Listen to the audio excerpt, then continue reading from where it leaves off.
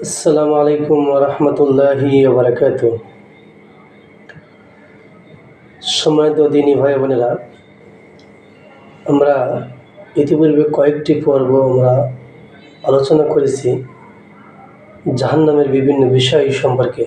আজকে যে বিষয়ে আমরা আলোচনা করব, জাহান্নামীদের শাস্তি।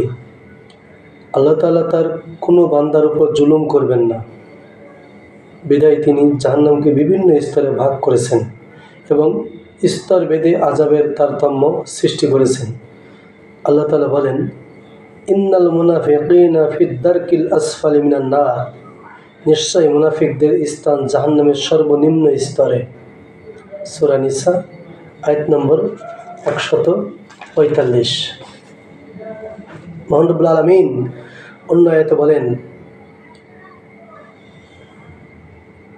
তালফাহু হুজুহাহুমুন নার ওয়া হুম ফিহা কালিহুন, অগ্নি তাদের মুখমণ্ডল দগ্ধ করবে এবং তারা তথায় থাকবে বিভৎস চেহারায়। সূরা মুমিনুন আয়াত নম্বর 104। আল্লাহ রাব্বুল আলামিন অন্যত্র বলেছেন, সারাবিলুহুম মিন কাতিরানি ওয়া তাগশা হুজুহাহুমুন নার, তাদের জামা হবে আলকাতরার এবং অগ্নি আচ্ছন্ন করবে তাদের মুখমণ্ডল।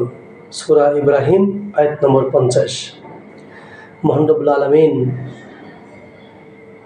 অন্যত্র বলেছেন, আফা মাইয়াত্তাকি বিওয়াজহিহি সুআল আযাবি ইয়াউমাল কিয়ামাতি ওয়া কিলা লিয-যালিমিনা যুকু মা কুনতুম তাকসিবুন। যে ব্যক্তি কিয়ামতের দিন তার মুখমণ্ডল দ্বারা কঠিন শাস্তি ঠেকাতে চাইবে, সে কি তার মতো যে নিরাপদ? সীমালঙ্ঘনকারীদের বলা হবে, তোমরা যা অর্জন করতে তার শাস্তি আস্বাদন করো। সূরা ঝুমার আয়াত নম্বর 24।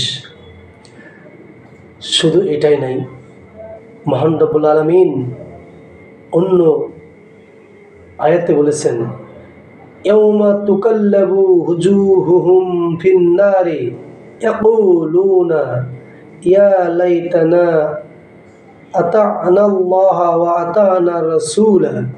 যেদিন তাদের মুখমণ্ডল অগ্নিতে উলটপালট করা হবে, সেদিন তারা বলবে, হাই, আমরা যদি আল্লাহর আনুগত্য করতাম এবং রাসূলের আনুগত্য করতাম। সূরা আহজাব আয়াত নম্বর 66। এটা থাকবে তাদের শেষ আকুতি মিনতি, কিন্তু কোনো লাভ হবে না। মহান রব্বুল আলামিন অন্য আয়াতে বলছেন, কিয়ামতের দিন আমি তাদেরকে সমবেত করব তাদের মুখে ভর দিয়ে চলা অবস্থায়। অন্ধ মুখও বধির করবে, আর তাদের আবাসস্থল জাহান্নাম। যখনই তা স্তিমিত হবে, আমি তখন তাদের জন্য অগ্নিশিখা বৃদ্ধি করে দেব। নাউযুবিল্লাহ। সূরা বনী ইসরাঈল আয়াত নম্বর 97। তাহলে প্রথমেই বলেছিলাম, আল্লাহ রাব্বুল আলামিন কারো প্রতি জুলুম করবেন না, স্তর ভেদে পাপ অনুসারে সবাইকে সেইভাবেই তাদের শাস্তি ভোগ করতে হবে। এইভাবে অনেক আয়াতে জাহান্নামের বর্ণনা সম্পর্কে, পাপীদের শাস্তির সম্পর্কে বলা হয়েছে। মহান রব্বুল আলামিন আমাদেরকে এই কঠিন যন্ত্রণাদায়ক শাস্তি থেকে নাজাত দিক, পরিত্রাণ দিক। আল্লাহ আমাদেরকে মাফ করুন। সকলে বলে আল্লাহুম্মা আমিন। আসসালামু আলাইকুম ওয়া রাহমাতুল্লাহি ওয়া বারাকাতুহু।